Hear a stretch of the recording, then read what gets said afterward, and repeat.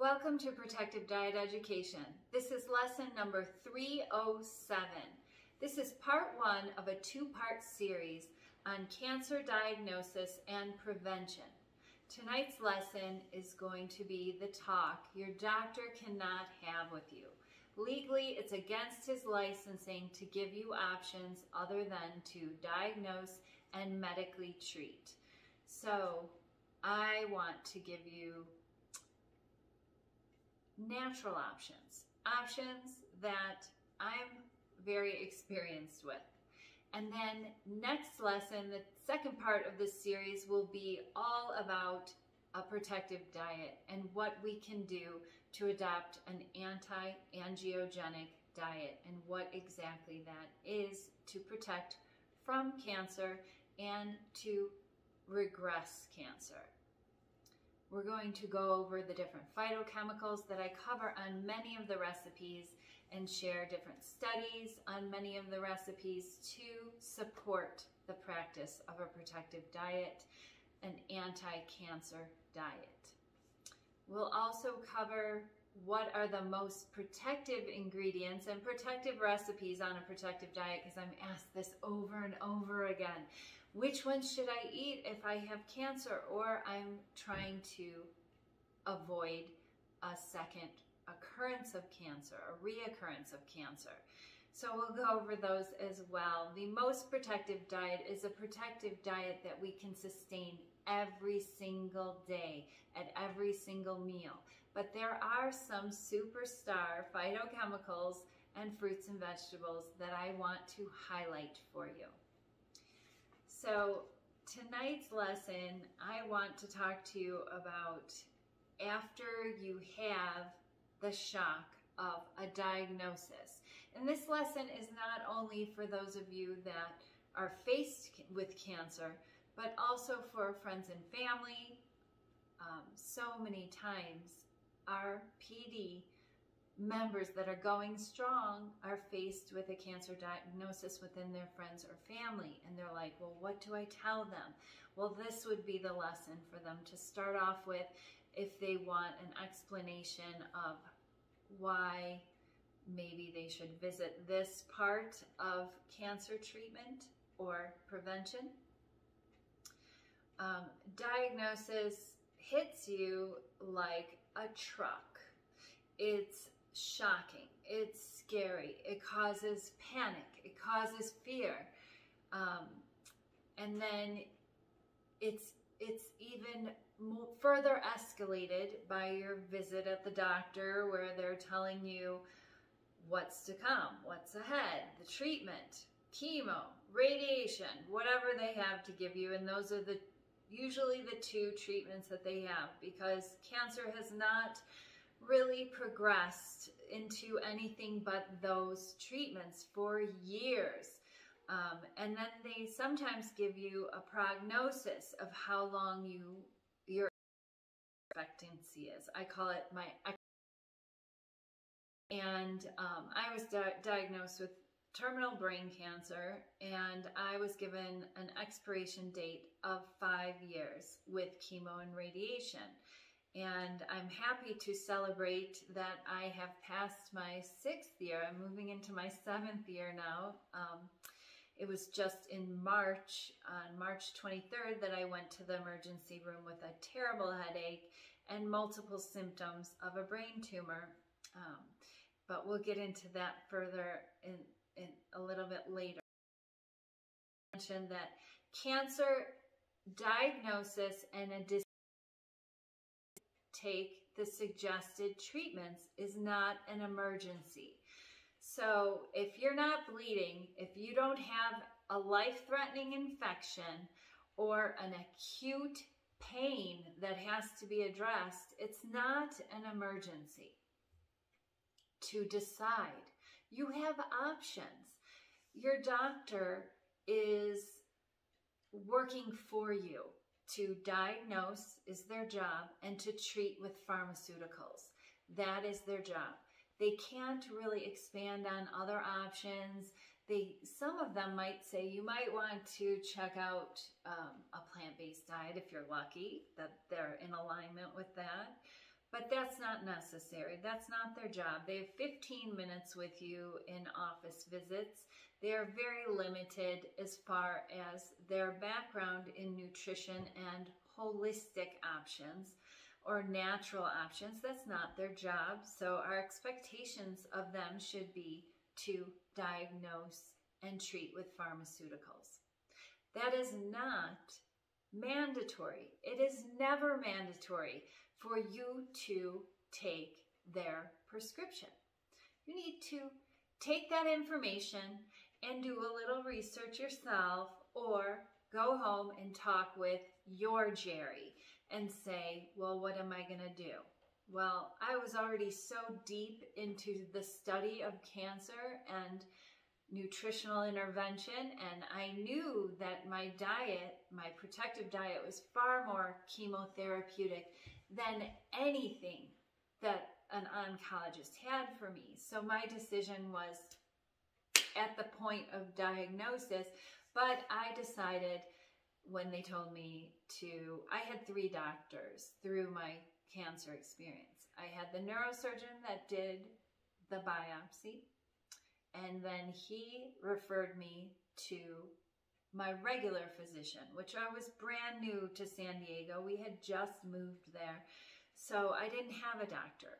So my insurance was so terrible. It was lousy. It was bottom of the bucket insurance that we were paying a lot of money for because we have our own business. And I was always well, so I never really thought anything about what insurance company I went with. And I supposedly had full coverage, but I didn't have any doctors in the San Diego area that would take my insurance, except for this clinic on the border of Mexico. And so I went there, and I waited all day in a waiting room full of people that smelled like cigarettes, were drinking Gatorade, not to be judgmental, but I didn't fit in this group. I was healthy, but I had brain cancer. So when I went in to see this doctor, he looked at me and asked me straight out what I was doing there. And I said, well, this is my insurance. He's like, oh my gosh, you're paying for this insurance. So then I found out I had purchased an insurance that was Medicaid, that they sell to people if they want to buy it, but it's the insurance that people have that have free insurance benefits through the government. So I went to this clinic, and he told me that he had researched, because he had received my information before the appointment. He was a great doctor, by the way, and he told me that they didn't know much about cancer. There was no great advancements in cancer research. They still treat with chemo and radiation, and my life expectancy, I was to go home and look that up. And I was grateful that he was honest with me, but he told me that I would probably qualify for a study because I'm in such good health. And that's what they're looking for. When you hear that there's not much that they can do for you as far as cancer treatment goes, or if you're so far along progressed, say they give you a prognosis of a year or 5 years, and you want more, you want a greater chance, you want to take a gamble, that would be qualifying, looking to see if you qualify for a study. Well, if you qualify for a study, that means that you're in good enough health that they feel you will make their numbers look good, because this is an experimental pharmaceutical treatment, and they want good results so that the FDA will say, well, all your people didn't die from this treatment. They're still here, so we'll approve it. So I don't ever recommend being part of a study. I would never put if I was given 1 year to live, in the hands of a pharmaceutical company testing their latest, greatest drug that they don't even know if it's great.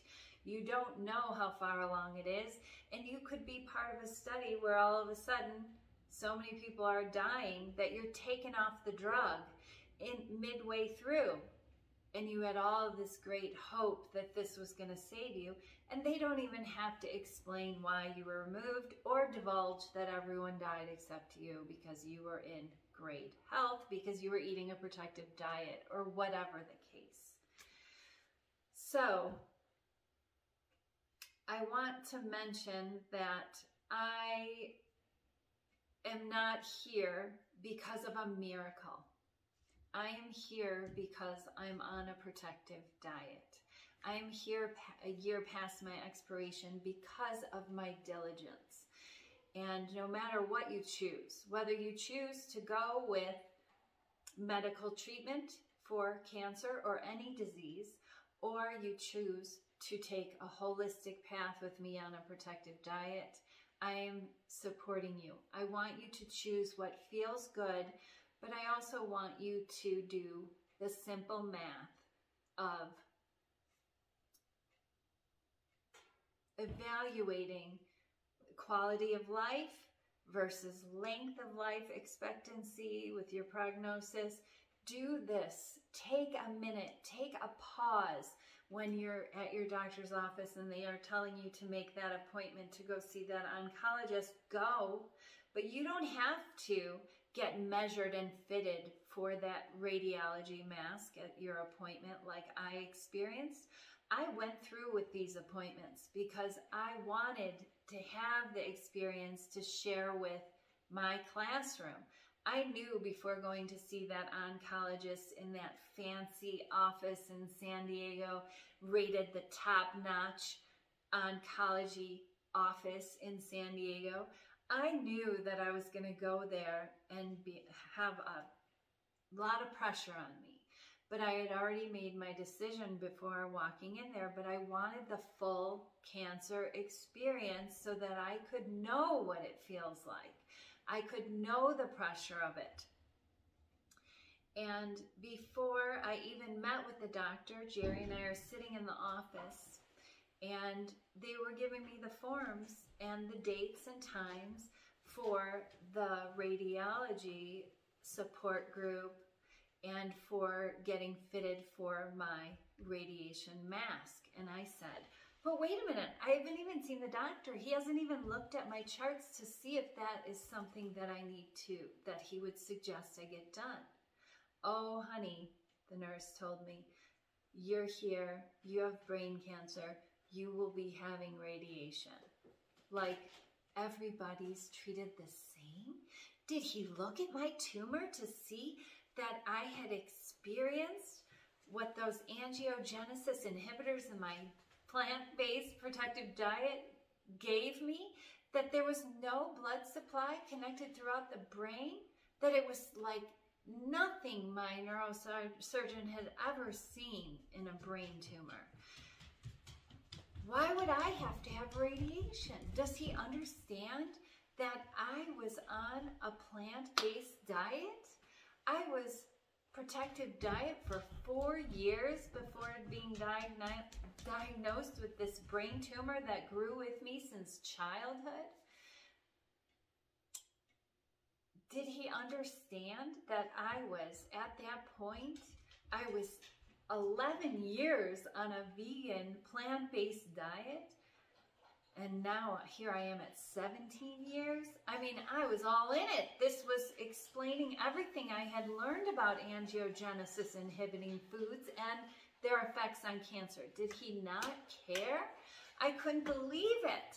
The pressure was so heavy in that office to take his suggestion of treatments. He came in, he looked at my cancer, and it went from a moderate cancer to a fast-growing cancer. I said, didn't you see the MRI of how it was, there was a border around it? He goes, I don't know what you're talking about. Your cancer is lit up in your brain. That is fast-growing cancer. And if you were my sister, you would be having surgery this week. And days after that, as soon as you were recovered well enough, you'd be having radiation and chemotherapy. This is serious. And I just looked at Jerry and I was like, oh my gosh, no, thank you. We left the office. I cried in the car. The pressure was so heavy and so hard. I began to doubt myself. How could I doubt myself? I saw those photos on my MRI. I heard my neurosurgeon tell me he'd never seen anything like it. He didn't want to know all about a protective diet and all about what I was doing, but he had never seen anything like it. So some of you might be thinking, oh, you need to find a plant-based doctor to support you through this. I think that's great if you find one. I'm not going to discourage you from it, but I believe that us being on a protective diet, on a plant-based diet, or if you're just getting started, you could be the example to influence a doctor that isn't familiar with a plant-based diet and how powerful it is to heal and help the body recover. So I also think that, why do you need a plant-based doctor? For them to tell you you should eat a plant-based diet? You're in this classroom, you already know that. So that's your job at home, to do what you're doing at home. It's not something you need to talk to your doctor about. I don't know a single doctor out there that wouldn't be thrilled to take someone off of their cholesterol, their blood pressure meds, to say to them, you don't have cancer anymore, to say to them, you're fully recovered. I don't know a single doctor that wouldn't monitor you to get you off of meds. So I don't know what this big thing about, well, I can't do this because I can't find a doctor to work with me. Why do you need a doctor to work with you about your diet and lifestyle? You don't. You have me to help you get through this. And when those numbers change, you tell your doctor, I need off these meds, or I'm well. Also, the pressure to treat with standard treatments like chemo and radiation, to look for or qualify for a study, is going to be heavy, and I think the hardest burden of a cancer diagnosis. Doctors, your family, your friends, they love you, they care for you. Your doctors, they're looking out for you, and all they have to give are these two treatments. They don't know anyone that refuses treatments, so that's scary to them.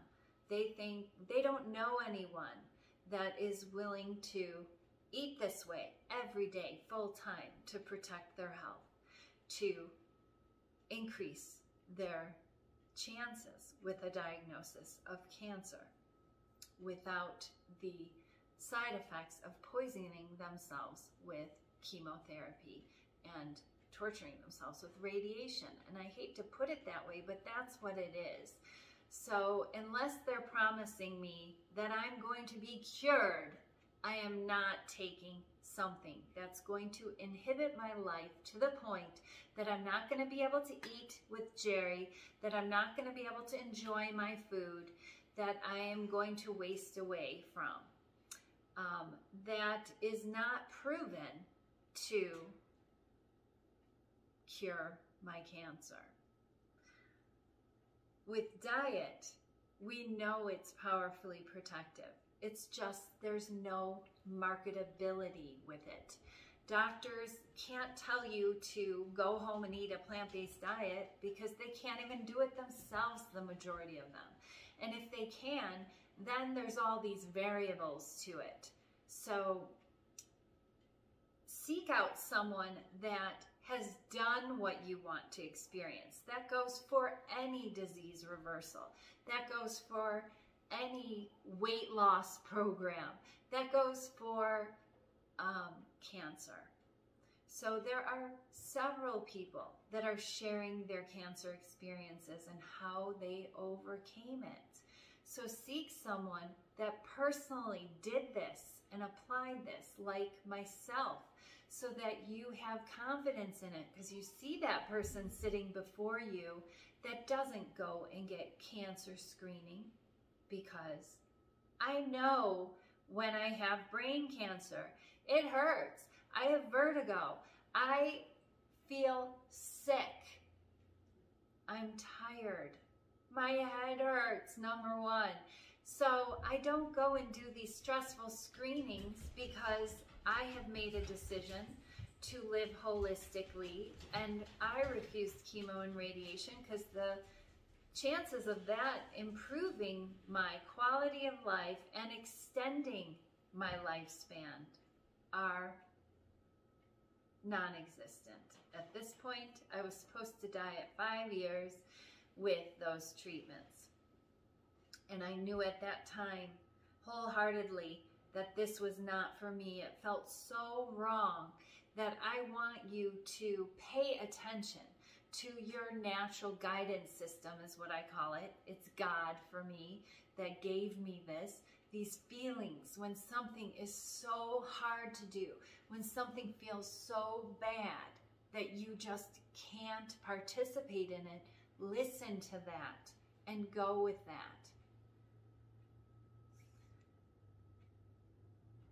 Do what feels good always. And if something feels horrible, do not make that choice. Cancer screenings. If you're having cancer screenings, you're prepared to treat medically. I will not ever treat cancer within me medically due to my research, due to my own personal experience confirming that's the right choice for me and the right choice with this brain cancer. And I'm mentioning this because people are always asking me about, well, I had a very good friend of mine have a mark on her forehead, and she was concerned that it was cancer. It was peely, it was sore, and it still is. And she eats a protective diet. And I said to her, I want to know before you go to the dermatologist and have that biopsied. If it comes back as cancer, are you going to treat it with whatever they throw at you? Chemo, radiation, if that's part of the prognosis or part of the prescription to treat. And she's like, well, no, I eat a protective diet. And I said, well, then leave it alone. It's like we have the defense that's greater than treatment. And that's what I really want you to gain in these classes, is to have that understanding. So that if you are faced with something, when we do exploratory testing, like breast cancer, mammograms, they are putting us at great risk of lung cancer and radiation exposure for other effects within the body, more so than saving us from cancer. And I have a class on those screenings, and check that out if you want to weigh the risks between mammograms and saving you from cancer. I list that all out in that class. And also colonoscopies. The risk of infection and death is greater than saving you from colon cancer. The way to save yourself and protect yourself from colon cancer is adopting a protective diet. And if you are diagnosed with one of these cancers, you have to move forward either with what the doctor suggests if you're not willing to go all in. I want to give you these options of making a decision for yourself and weighing your risks, because everyone is different. If you feel hopeless and this does not feel protective enough for you, and you pick the other route or a combination of both, that is your choice, and you have to do what feels good for you. And I'm going to support you either way. Or which way? There's 3 ways there. I have made a decision to not treat medically myself unless I had an infection that I couldn't overcome. I've just gone through with what we believe was a pretty severe sinus infection, because for weeks I was suffering with headaches, with pressure in the face, and fatigue. I was getting through something. What was it? Well, a lot of people were having these sinus infections that I was talking to, and I'm like, well, maybe it's the change of the season that causes this. I'm going to ride it out. I didn't want to take my antibiotics and wipe out the foundation, 80% of my immune system, my microbiome with antibiotics to get through this infection. I wrote it out. I did some other holistic methods. I did some overnight fasting. I did a few different things that I had in my little basket of goodies to try before I was going to give into that. It wasn't life-threatening. It was uncomfortable. Same thing with my brain tumor that I walked around with for 9 months after diagnosis, hoping that I could regress it, that I didn't have to go through with the surgery to intervene. And I had such bad vertigo and headaches, and it got to the point where I had to have it removed.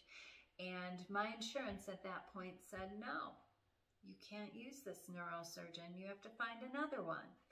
And actually, that was at 7 months I made the decision, but it took 2 more months to work out and negotiate a deal with my previous neurosurgeon who volunteered to do it, but my insurance wouldn't allow him.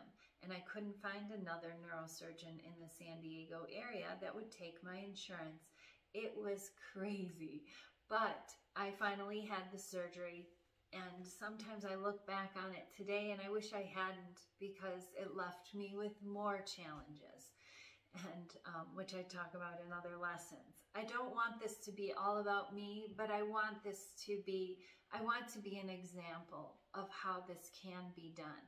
And I know I got a really good jump start because I was very proactive, having adopted a plant-based diet and then a protective diet for to reverse my heart disease, my inflammatory disease, my plantar fasciitis, my allergies, my acne, all of these things that I had going for me. And I thank my obesity all the time and the disease that I was struggling with, that I had to go through to set me up for success with my brain cancer. I hate to say my brain cancer, with brain cancer experience. Part of making a decision to go through cancer holistically and using diet and lifestyle to treat your cancer is you need to decide whether loss of days in the doctor's office, loss of appetite, weakness, is worth it. If you have this limited amount of time to live, that's when people usually get really serious about cancer treatments, medical cancer treatments. And that's when I have this conversation, unfortunately, with a lot of people, because cancers are #2 killer of human beings, heart disease still being the leader, but they are neck and neck now. And I dread having this conversation, but I want to be there for anyone to be another side of things, another choice, another way to look at this. Because if I was given 1 year to live, I absolutely would walk out of the doctor's office and say, I'm never going back there again. I'm going to go home and do what makes me feel good holistically to live. And that doesn't mean eating junk food and overindulging because you only have a year to live. It means doing your best to do what's going to serve you and make you feel better, because eating junk never makes you feel better.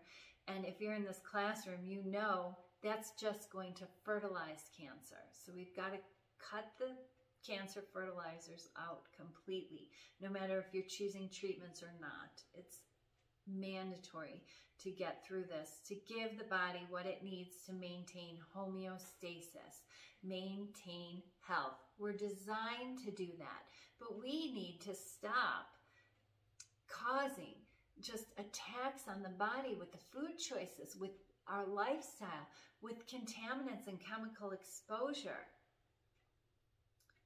We are not victims of cancer.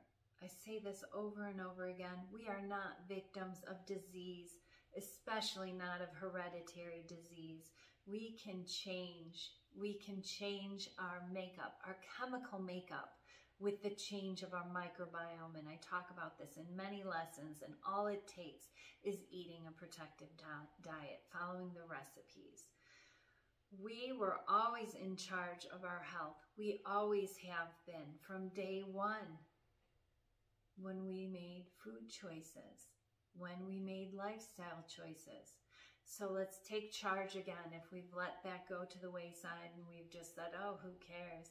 And we've been living a fast life, doing whatever, not worrying about consequences. Everyone knows what's kind of healthy to eat and what's unhealthy to participate in. But now I show you with a protective diet with simple recipes what is optimal.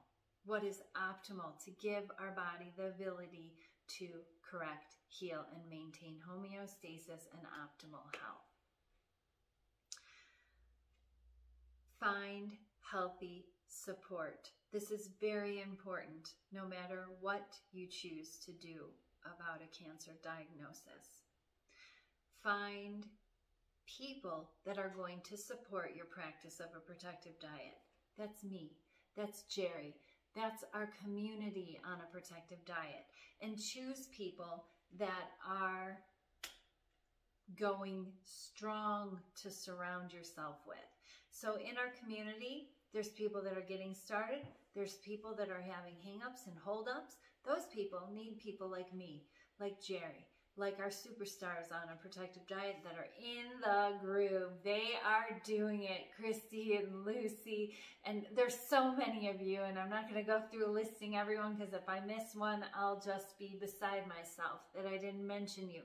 But you know the ones that are vocal, that participate, that are in our class every week, that are in our chat and our group every Saturday. I'm here for you twice a week. And every day I'm peeking in and checking on you to see if you need my assistance. But there's many people to support you. Surround yourself with the people that are in the groove. Reach out to them. Because when we achieve what we've achieved, it is just in us to want to inspire everyone else to do the same. We want all of our friends to be healthy. We want everyone we meet to be on a protective diet. It's contagious. We want everyone to feel the way that we feel and have the confidence in our practice like we do. Find a person who has overcome what you wish to overcome, because they can give you tips and guidance. That can be me. That can be someone in our community. Cut out all of the fertilizers. Food, beverage, friends that are of influence that say, oh, come on. Oh, come on. Let's do this. I had to do that. The other thing I wanted to talk about is weight loss. So after you're diagnosed with cancer, if you drop any weight, it is a red flag to the doctors. And most of us, when we're first diagnosed with anything, we're overweight. We might be really overweight or just a little bit overweight. So check out your BMI to see that you are okay to lose 10 pounds. And the weight loss is going to be due to your adoption of a protective diet. You're going to maintain homeostasis with a healthy weight. Your body's designed to do this when it's fed the right foods. So I lost 10 pounds when I first got diagnosed with brain cancer. I went back to see the neurosurgeon for my follow-up after my biopsy. And he wanted to check everything out, see it was okay, make sure I went to the oncologist and all. And he said, are you losing weight? Well, I was small to begin with, but I lost 10 pounds. So I went down from a size 6 to a size 4, and he was all concerned and all alarmed. And I said, well, you know what, Doc? I gave up wine because any inclusion of alcohol increases the risk of cancer proliferation, cancer growth. It's a cancer fertilizer, any inclusion. So I wasn't going to have a sip. I'm giving myself all the advantages. And so he's like, oh, and I'm like, wait, you're not listening to the reason. I'm healthier for it. And, you know, he said things to me like, oh, you should have some wine. You need to relax. And he'd always give me a hard time. Well, no thanks. And that's what my weight loss was about. So I want you to pay attention to that. And I want you to pay attention to your BMI so that you know you have some padding. You're all right. So I have an actions list for you so that you can take action starting today. Number 1, focus on your wellness. Number 2, forget about the cancer. Number 3, forget about disease. They are the same thing, cancer and disease. We don't want to focus on what we don't want to experience. We want to focus on the number 1, your wellness. What can I do to make my immune system strong? Disease and cancer, they are not special. To fear them is a waste of your time. Focus on wellness routines. Get into the groove of these routines. I talk about how I make my tuber tonic from scratch. I don't batch cook it. Some of you might do that for convenience, and that's great. But I go through the ritual of making my potion, as Christy's mother calls this.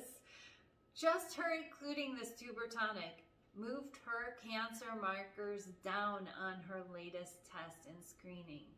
So, okay, when I make this extremely protective beverage of mine, I am thanking God for ginger, turmeric root, and black pepper, and for bringing it into my experience as part of my protective bag of defense. That's one of the rituals that I do, or routines. I call them rituals because there's something I do when I need to connect with God. It might be for you the same, or connect with these powerful things that we've been given to focus on, rather than focusing and making cancer or disease powerful over us and us a victim, this small little thing that's being attacked by this. No, we're allowing this so we can step up and use protective things that make us feel good, not poison us, not break us down further. We have these things with a protective diet. Sleep, it repairs. We need a good night's sleep. If you're up worrying about everything, it's not going to help you recover and heal. Eat and drink your protection at every meal. Deep breathing to vasodilate with nitric oxide. When we breathe in deep through our nose, we produce nitric oxide just like we produce nitric oxide when we eat dry steamed kale. So breathe deep. Get into a breathing routine. There's many different breathing workshops and breathing breath work videos you can watch on your telephone before you go to bed at night, or whenever you need to meditate and clear your mind and calm down. It also populates our microbiome. So when we breathe in deep, we're taking in microbes. When we do this in nature, and when we do this when we're around other people, we are strengthening our immune system. So take advantage of this free treatment. Nature, walk or garden. This picks up microbes. Take walks. movement is very healing, and it clears our minds. It makes us feel better in stressful times. And it also helps us to breathe deeper and to populate our microbes. Animals, they are unconditional love. They bring us joy, and they also populate our microbes. So if you don't have a dog and you get an opportunity to pet a dog, pet that dog. If you get an opportunity to pet a cat, any animals, go to an animal sanctuary and pet farm animals. Whenever I see a goat that'll let me touch them, I'm touching them in my neighborhood, petting horses and all, because I am bringing more microbes into my experience, building my immune system. Gratitude and prayers over our meals. This is such a traditional thing that's been done forever. And people pray and they're grateful for their meal. Well, when I look at my food, when I'm cooking it, I'm starting my prayers of gratitude. And I dissect the ingredients, which we're going to go over in our next lesson on protective foods to combat cancer. And I want you to be able to dissect them so that you can see how powerful and the protection in them, and express your gratitude for it, because that is extremely powerful. That also holds us accountable. So if you're not fighting cancer, or you are trying to reverse some other disease, and you're moving forward with a protective diet, and you're having challenges where you're influenced and you're distracted and you eat things that fertilize disease or that don't serve you in your weight loss plans and goals, when we pray over, maybe you don't want to use the word pray. I use the word pray. I pray over it. I express my gratitude to God for the protection in this beverage. Well, if I can't do that every time I make a beverage for myself, or I open one up, if it's a Pellegrino instead of wine or beer that's not serving me, this is bringing my focus and attention onto this. So it's going to keep you accountable. You can't pray over fast food. You cannot. It's going to promote and fertilize disease within your body. So have gratitude prayers over your meals while you're cooking, to hold you accountable and to reassure you of what you're doing. Is very powerful and very protective. Jerry always laughs when we sit down to dinner. He goes, "Is this very protective?" Because every night I tell him and just dissect all the protection in our meal and tell him why I put this there and why I put that in there. Not necessary for you to know, but it sure is powerful to know and to share. Surround yourself with support and healthy friends. In protective diet education, share your experiences and love each other and support each other. And if you're feeling down, don't call up someone else that is struggling, that's down. Call up one of us. Reach out to us. Reach out to a pro in protective diet education on PDL. On the website itself now we have a support system. So it's so that we can encourage you and support you to move forward from that moment forward. Not keep you in that place and say it's okay, because it's not okay. It's not okay for me to say it's okay for you to do harm to yourself. Cast your worries on God. This is something that I was taught to do. Us worrying about cancer, worrying about disease, worrying about what we're going to do next, and not being in this moment and what we can do in this moment is all we can do, is not serving us. Understand you are the boss of your body and always have been the boss of your body. You might have been a bad boss for a little while and caused this to escalate into a challenge. It's okay. cut out the cancer fertilizers, cut out the disease fertilizers, and move forward with me. I do this every day. Jerry does this every day, and we celebrate this diet and lifestyle every day. Cut out the toxic chemicals, and you might just be getting started, but this is very important to not tax our liver any more than detoxifying mutated cells is a tax on our liver. We don't want to tax it with the wrong food choices it's got to correct and detoxify. We don't want to tax it with laundry detergents, fabric softeners, chemical fragrances in our house. Get rid of them. Clean up your cleaning products. And I show you just how to do that with Protective Diet lifestyle recipes. They're going to save you money, and they are going to protect you and save your health.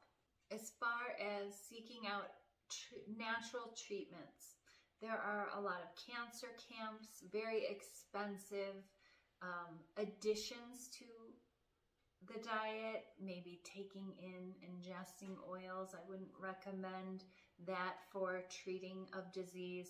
Taking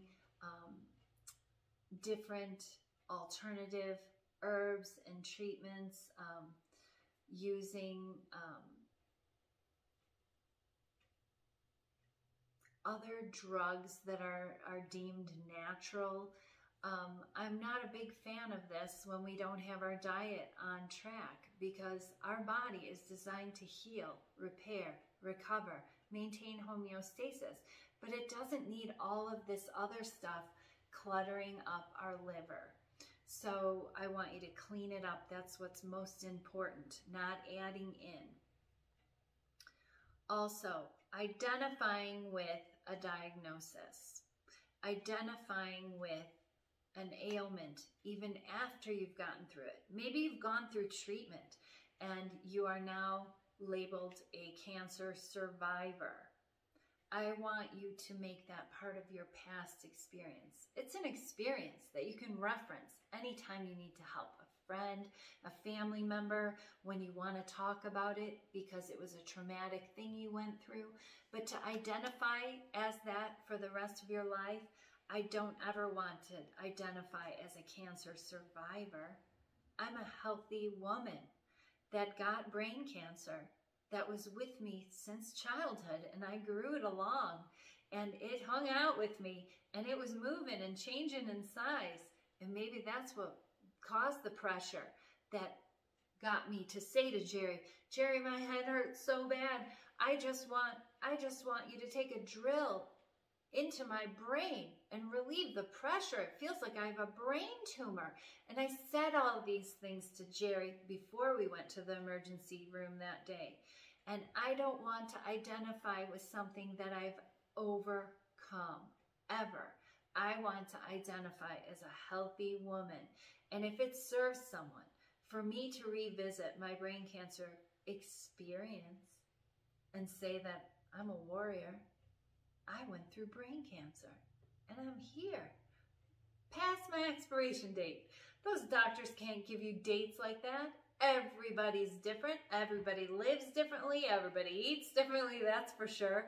And there is so many different environmental impacts on our longevity. There's a lot of tools on a protective diet that we can use, and I'm going to be talking about those in the next lesson, from diet to not eating at all, and how these things are being heavily studied by pharmaceutical companies, by cancer, well, mostly pharmaceutical companies, including fasting, because fasting is so protective. But it's hard to get a cancer patient receiving treatments to fast on top of it to protect their healthy cells because they're fearful of weight loss. Well, I'm going to get deeper into that next week, and we're going to talk a lot about our gut microbes and how I'm going to have a future class coming up about gut microbe therapy and how we can develop our gut microbes, our microbiome, to be more protective, to protect us from disease, and the studies that they have on cancer and the microbiome and how it's missing things in people that get diagnosed with cancer. So that's another opportunity. And we don't have to do that much, we don't have to do a lot of special things. Just follow the recipes.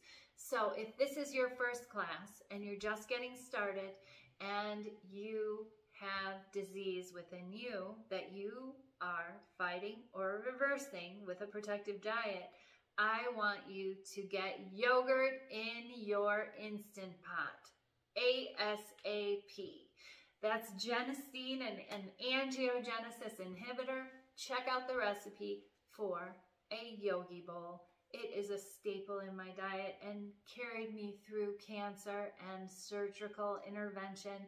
It's one of the easiest recipes. And also, get yourself a little tuber tonic going. And then you're going to get into broccoli sprouts. And I make it so easy for you to do it. That is the pleasure of adopting a protective diet with the support of Protective Diet Education. That's me. That's Jerry. Getting you this information, holding your hand through it. And one of our members who has been an incredible success. She is right on track, 7 months in, and she has reversed terminal diseases she was diagnosed with and told she could never do anything about, and had to maintain her life with medication and deal with symptoms for the rest of her life. And she says it best. She shares how a protective diet just serves it up to her.